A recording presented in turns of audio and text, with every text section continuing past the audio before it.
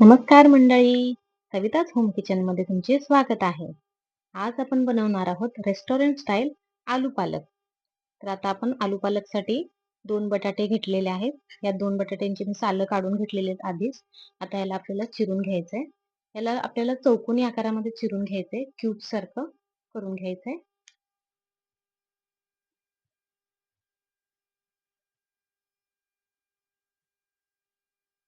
खूप जास्त बारीक तुकडेही करायचे नाहीयेत किंवा खूप मोठे मोठेही बटाटे ठेवायचे नाहीयेत. व्यवस्थित असे चौकोनी आकारामध्ये कापून घ्यायचे. हे बघा, हे असे मी व्यवस्थित चौकोनी आकारात कापून घेतलेले आहेत. तर सगळे आपले बटाटे कापून झालेले आहेत. आता आपण वॉश करून घेऊया बटाट्यांना. आता मी व्यवस्थित वॉश करून घेते.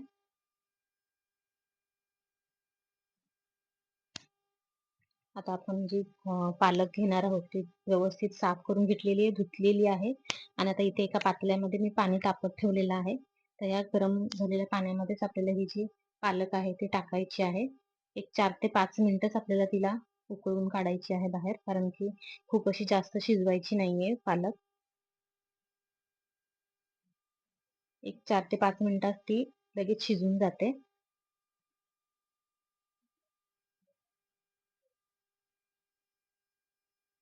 अशी व्यवस्थित बुडवून घ्यायची म्हणजे ती पटकन शिजून जाईल.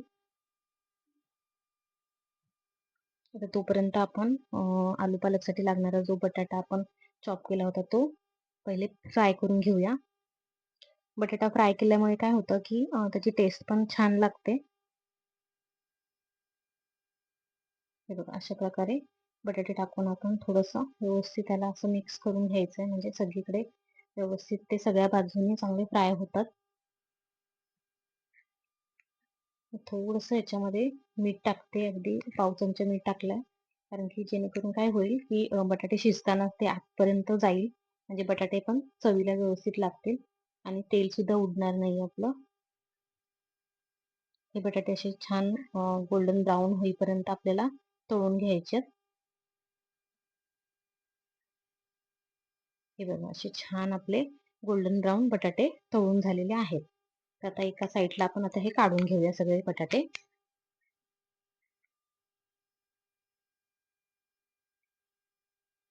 आता मी एक मीडियम कांदा घेते, त्याला कापून घ्यायचं आपल्याला. कांदा मी जरा मोठा मोठाच कापणार आहे, कारण की तसं पण मी याला चॉपर मध्ये फाईन चॉप करून घेणार आहे. कारण की आपल्याला जे आलू पालक बनवणार आहोत त्याच्यासाठी जो कांदा आपण फोडणीसाठी टाकणार आहोत तो अगदी बारीक हवा आहे आपल्याला. त्याच्यामुळे जर तुम्हाला खूप बारीक कापून हवा असेल तर तुम्ही हे असं चॉपर मध्ये करू शकता. हे बघा, आपली पालक पण आता छान शिजलेली आहे. आता आपण थंड झाल्यानंतर तिला असं वाटून घेऊया. आता आपण वाटून घेतलेली आहे पालक. पालक थोडीशी अशी दरदरीतच वाटायची आहे, खूप फाईन पेस्ट करायची नाहीये. आता एका पातेल्यामध्ये मी 1 चमचा तेल टाकलंय.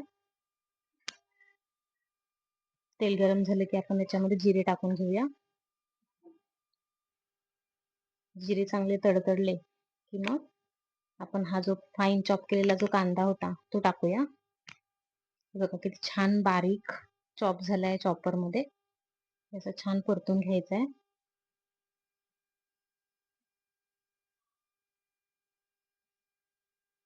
आपला कांदा चांगला परतून झालाय. आपण हे जे आलं, लसूण आणि हिरवी मिरची याचं हे आता वाटण टाकलं होतं, हे पण चांगलं भाजून घ्यायचंय. आलं, लसूण आणि मिरचीचं वाटण चांगलं भाजलं गेलं पाहिजे, म्हणजे ते कच्चं लागणार नाही. आता आपण जी पालकची पेस्ट केली होती ती टाकून घेऊया.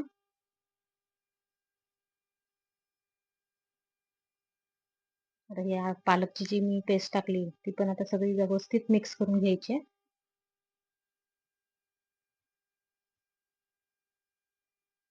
बघा, आता मी व्यवस्थित सगळं हे मिक्स करून झालेलं आहे माझं. छान परतली पण जाते. आणि आता आपण याच्यामध्ये जे आपण बटाटे फ्राय केले होते ते सुद्धा टाकून घेऊया. बघा, आता मी टाकून झालेत, छान व्यवस्थित परतून पण घेतलेलं आहे.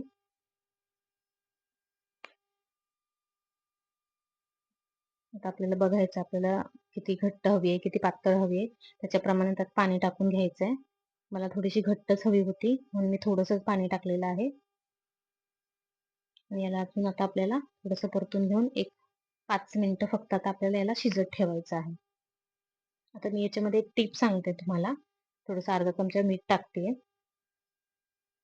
टीप अशी आहे की पालक कधीही करताना आपण जेव्हा पालक म्हणजे शिजून झाल्यानंतर आपण कधी-कधी काही लोकं झाकण ठेवतात, की ज्याला चांगली वाफ लागली पाहिजे. पण त्याच्यामुळे काय होतं, की पालकची भाजी काळी पडते. तर तसं नाही करायचं. पालक झाकून नाही ठेवायची, तशी शिजवायची विदाऊट झाकण ठेवता. त्याच्यामुळे मग त्याचा ना कलर चेंज होत नाही. तर हे बघा आपण विदाऊट झाकण ठेवता अशी शिजवलेली आहे 5 ते 6 मिनिटं. ही चांगली छान शिजलेली आहे आणि अजिबात काळी सुद्धा पडलेली नाहीये.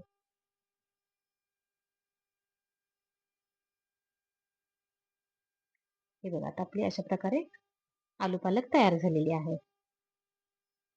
तर ही आपली अशी आलू पालक तयार झाली आहे.